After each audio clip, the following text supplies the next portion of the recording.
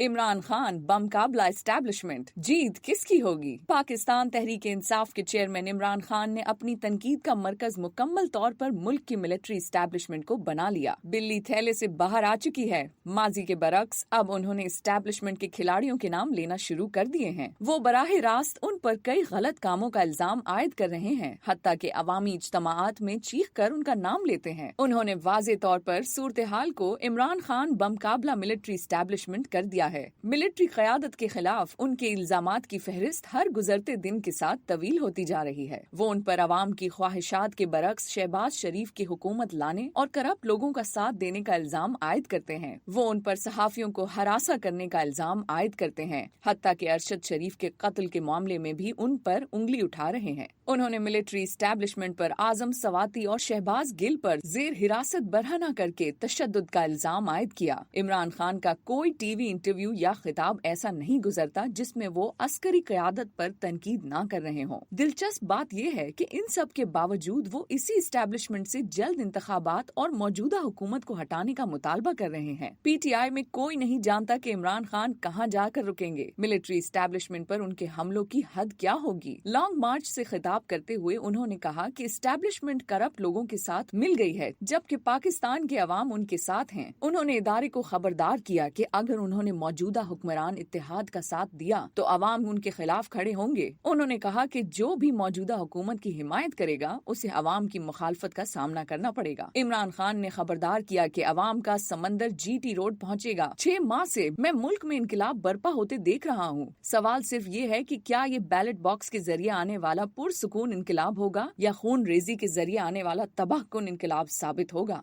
अफसोस की बात है कि इमरान खान को अंदाजा ही नहीं कि वो किस संगीनी के साथ इदारों को नुकसान पहुंचा रहे हैं और एक खूनी इनकलाब कैसे उनको फायदा पहुंचा सकता है। वो समझते हैं कि इस तरह के दबाव में लाने वाली चालबाजियों से वो मिलिट्री एस्टैब्लिशमेंट से जल्द इंतखाबात और मौजूदा हुकूमत का हटाया जाना हासिल कर लेंगे, लेकिन इस अमल के दौरान वो अपने हामियों के दिलों में इदारों के खिलाफ नफरत उंडेल रहे हैं। PTI के सीनियर रहनुमाओं के साथ होने वाली पस मंजर की बातचीत से लगता है कि ये लोग भी नहीं जानते कि ये सब करके इमरान खान आखिर क्या हासिल करना चाहते हैं। इमरान खान अपने करीबी साथियों को भी अपनी चाल नहीं बताते। उनकी जमात के कुछ रहनुमा इस बात से इत्तेफाक करते हैं कि इदारों की तौहीन की वजह से अवाम में नफरत फैल रही है। PTI वाले खुद जानते हैं कि मार्च 2023 से पहले इलेक्शन नहीं हो सकते। मुज़ाकरात के नतीजे में मुमकिन है कि इंतखाबात जून 2023 में हो जाएं, लेकिन इमरान खान की जानिब से मिलिट्री एस्टैब्लिशमेंट पर तनकीद ने संगीन अदम एतमाद पैदा कर दिया है, जिससे मौजूदा एस्टैब्लिशमेंट की तब्दीली के बावजूद भी दुरुस्त नहीं किया जा सकता।